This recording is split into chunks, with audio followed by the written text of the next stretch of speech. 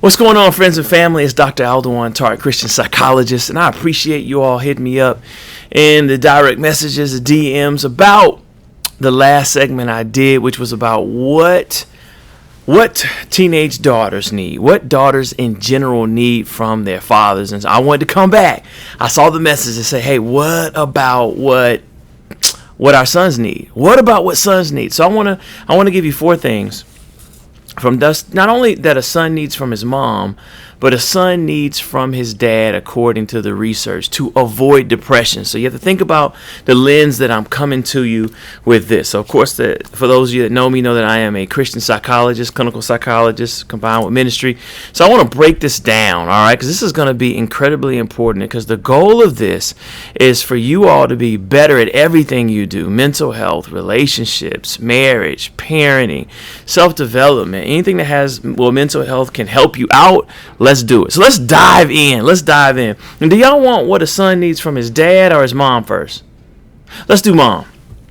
All right. What a son needs from his mom. These are four things coming from an article from Psychology Today. All right. So number one, they labeled it non-coercive parenting. Basically what that means is that your son needs a mom who is warm and loving. However, at the same time, you have to be consistent with what you say.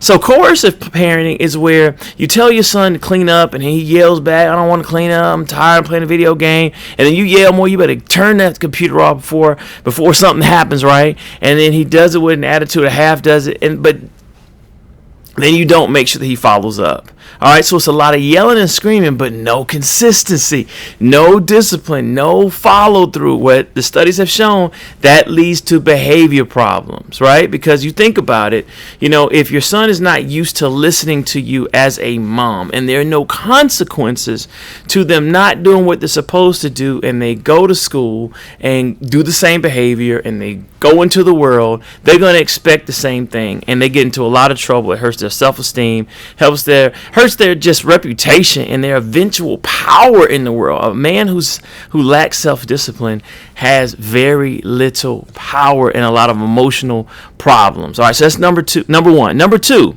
minimum conflict with mom and maximum warmth. Isn't that interesting? So when we start looking at the relationship of a loving mother for a male, he needs his mom to be warm. He needs his mom to love him and care about him, and for the conflict between mom and son to be minimal. When you look at this toxic masculinity society, what are you tending to see? A lot of men who have toxic relationships with their moms. They felt maybe the mom was absent, maybe the mom neglected them, the mom overpowered them, whether there was manipulation. They felt that mom maybe undermined their power in some way. And so when we look at it, this is the opposite. So make sure that you don't have a lot of conflict with your son. All right, and that you are warm. You're warm. All right. Number three, this is interesting. I'm going to read the studies to make sure I get this one right. It was called encouraging executive functioning. So basically what it's saying is, like, they asked moms, what characteristic would you like to pass on to your son? And what they found out is that moms can pass on the ability to self-regulate to their sons. So that means the ability to have self-control under pressure. Like, we like Barack Obama, right? Because he seems cool under pressure. Hey, we'll worry about it. Hey, we'll take care of it. He seems unflappable. And that is a characteristic that a lot of women find incredibly attractive, because it shows your ability to have composure under pressure. You can still be strong, but you're able to contain your wife's storm, your daughter's storm. Lord knows, y'all know I have a wife and a son on the way. You have to be able to handle that storm as a man. And so it says women who maintain a trusting, attached relationship with their son had sons with higher emotional control. So a loving, attached means that there is a strong commitment, there is a bond with their sons, had sons who were actually able to control their tempers.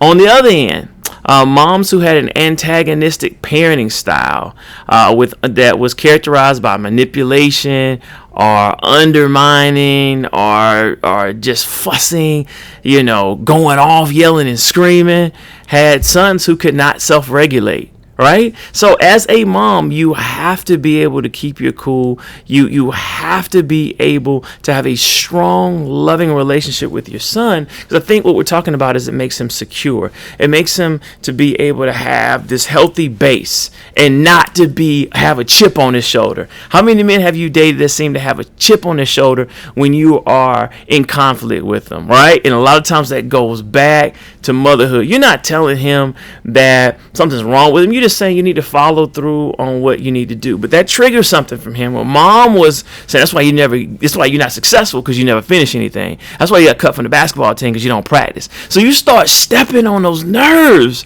Are y'all feeling this? You start stepping on those nerves, and that's why he is not able to self-regulate at work and school and relationships. All right, and then number 4, it's the same thing we're talking about. Avoid harsh criticism. As a mom, this is the voice that a boy is not expecting to hear. His mom having harsh criticism. That doesn't mean you can't give constructive criticism. Meaning, there's a technique I want to teach you called scaffolding. Scaffolding is you thinking about like in New York, when you walk down the street, they have scaffolds where they're building to keep you protected and you walk under them. Scaffolding is where you kind of lead your son or your daughter to the answer without giving it to them. So what kind of grade you get on the test? 63. All right, what kind of grade were you supposed to get? At least a B. So you need to figure out how to get 17 more points. Do you have any ideas of how to do that? Some might say, I don't know.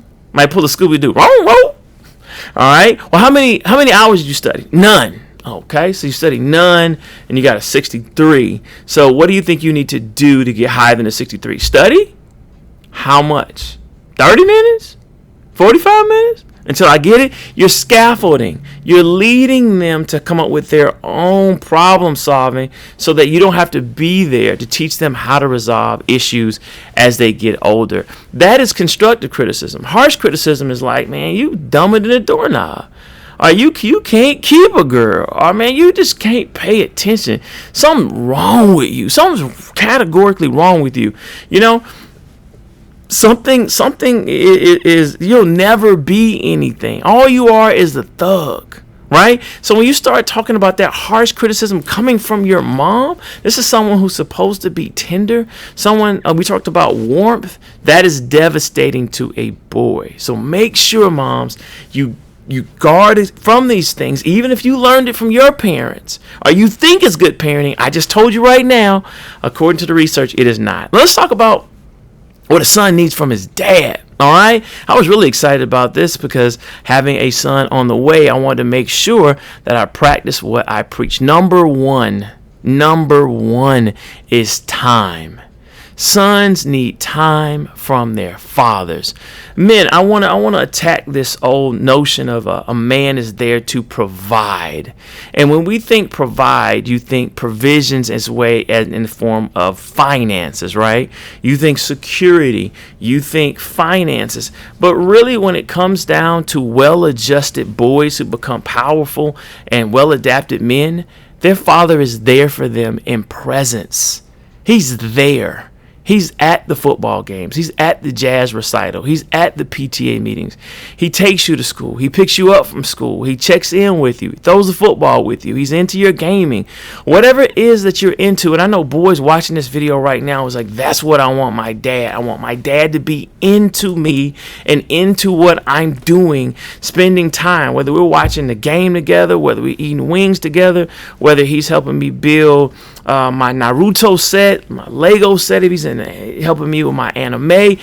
Boys want their fathers to be present. So make sure you're not so successful in the world that you are a failure at home. Matter of fact, one of the top 5 qualities of women in looking for a husband is how good of a family man we can be. So keep that right there. It's not about just providing the dollars. It's about providing that emotional support, that physical security because you're there, that interest in your son. He can't be a chip off the old block if you're never there, if the block is always out of town. All right? That's time. All right, number 2, to have a competent conversation about relationships and specifically sex. The research is saying there are a lot of boys who struggle with romantic relationships and how to behave around sex because they did not have a good sex talk with their father. I already told my wife that when we sit down with Christian, that I am going to have a hard rule that you are never, ever, ever allowed to dog a woman out. You are not allowed to lie to her. You are not allowed to manipulate her. If you like her physically, but you don't like her emotionally, you cannot date her. All right. She is just your friend. You need to set boundaries, because as a man, you do not manipulate. You do not hurt women. No matter what you see in the culture, at the end of the day, she has feelings. Do you want someone doing that to your mom? Do you want someone doing that to your sisters? So just keep it a buck. Keep it 100 and just say, look, I'm not really settled down. Let's just be friends. Or, hey, if as he gets older, hey, let's just have a real conversation up front about what it is and what it isn't. But I'm never going to manipulate. All right, and I'm gonna talk to them about, listen, when you have sex with someone, women get emotionally attached. I don't care what they say. I don't care if they're trying to have fun, and I get that may be a phase, but 9 times out of 10, if that woman likes you, she's gonna become emotionally connected. And sex is something that actually causes more problems than not when there's not an emotional bond. You shouldn't be having sex. You should be making love, and people can feel in love, at all different ages. I'm gonna talk to them about abstinence. I'm gonna talk to them about it's manly not to give your body away, not to be able to emotionally connect with someone where it's not how you feel, right? So you sexually with someone, but you don't emotionally feel it. Like how many times, and I'm gonna talk to you men, how many times have you had sex with a woman and right afterwards, because you weren't emotionally connected to her, there was actually a borderline dislike, if not a full-blown hatred, to like you don't even like her being in the same room. You want her to leave as quickly as possible after you all consummate, right? After y'all have intense relations. You see what I'm saying? So I'm like, son, you can't do that. I'm going to let them know. If you have a girlfriend and you love her and you care about her and you get married, you can make love to her. Now, I know y'all say, oh, man, that's unrealistic. Man, I get married. And I'm going to set the standard high for my son. Why would I set the standard low for my son from a dad? If a dad sets the standard low and the world has it even lower, so you have sex in middle school if you want to, what kind of parenting is that? So we have to have a competent talk, and most men don't know how to have that talk. So, man, that's a challenge to us to be able to teach relational and sexual morality to our sons. All right. Number 3. This one is deep. It says that our sons need fathers who are upstanding, law-abiding citizens. Basically, we're talking about our character. Our character, man, has to be strong. It has to be strong, family, because what it says is that in households where a son had broken the law, all right, that happened only in 4% of households where the father had no criminal record, had high character. But by contrast, where sons had committed crimes, 40% of the times it came from having a father who's a non-abiding law citizen. Now, I know that was kind of tricky because you can see, all right, a non-law-abiding father might be incarcerated, might be out of the home, right? And so there's a number of different factors in that. Now there's one parent having to raise this son, so maybe it's not the same level of supervision or same level of support from that rock star single mom. And I hate when people start talking about, sons that come from single-parent homes have higher rates of crime and school delinquency. And on the surface, that's true, but the dad is absent. If it weren't for the mom being a rock star, you see what I'm saying? She's having to deal with so much. So that's really on us as fathers. We're supposed to be there. I don't care what happened with the mom. You're still supposed to be there with your son, helping shape his character. And this study bears that out, right? So fathers, you can't say, do as I say, not as I do. And that doesn't mean you can't make mistakes in your past. No one is perfect. No one is Jesus. But at the same time, we owe it to our sons to have high character in how we treat women and how we obey the laws when it comes to society. Our son is watching our character, man. I told my oldest daughter, I don't really care what your future husband does for a living. As long as he's ambitious and noble and his character, man, is high, I'm good with it. If y'all need money, I can help you with money. I can sit down with him, have a money talk with him, and help him ball out of control. You know what I mean? I can give him that financial education, but I can't teach him character at a late age. I don't want her to be with a rich idiot with no character. It's cheating on it. It's mean. It's manipulative. No self-regulation. Nah, we're not doing that. I already told her what kind of man she can marry. All right, so both of my daughters going, no, they have to set that they reach a certain standard before they can be considered. Me giving my blessing in hand in marriage to any man, he has to have great character. And then number 4, because I know, Dad, y'all need to hear this. Oh, and this is deep. Affection and tenderness. I don't know if y'all saw, there was an internet video where a father was sitting and he was playing with his son. His son was touching his face, and he was being really affectionate and tender with his son, right? And I don't know if we see that model in African culture on social media. I'm not talking about in the household. We know this happens, all right? Let me not be disrespectful to the brand of the black man of the African diaspora. We are more than tender and affectionate. But there's some who've never seen that. Never seen a father be gentle with his son. Never kiss him. It's okay to kiss your infant son. It's okay to hold him and rock him and put him to bed and feed him a bottle and sing to him and be there for him. Matter of fact, the study shows that children who had a dad who treated them affectionately as an infant had higher math and reading test scores at 4 years old. Hey, that bond is there, that loving and that tenderness and that connection and that attachment and that confidence and knowing that you are loved and secure creates someone who's secure in learning, secure in their abilities to be able to make good grades, whether their IQ is low, medium, or high. So, fathers, I'm giving you permission to be tender and affectionate, not only to your infants, but even to your sons as they get older. It's not all about rough McGruff. You can say, hey, son, it's okay. You're having a rough time. Come here, give me a hug. I even see gangsters do it. They affectionate. They hug each other. They dap each other up, right? You see coaches do it, right? When I coached, I definitely was very physical with my baseball team. I had my arm around them. You see what I'm saying? I pulled them in. I put my arm around them when I'm pulling them off the mound. Like, it just wasn't your day, but you gave us 5 great innings. You're going to give us a win tomorrow. Rest that arm up. We're going to need you, champ. When you build your sons up, you're giving them resiliency. You're giving them love. You're giving them time. You're giving them confidence. You're giving them resourcefulness. You're giving them love. Even if you're giving them constructive criticism, you are building them up. All right? So I hope this helps, y'all. Now, I'm Dr. Tart. I love doing these videos.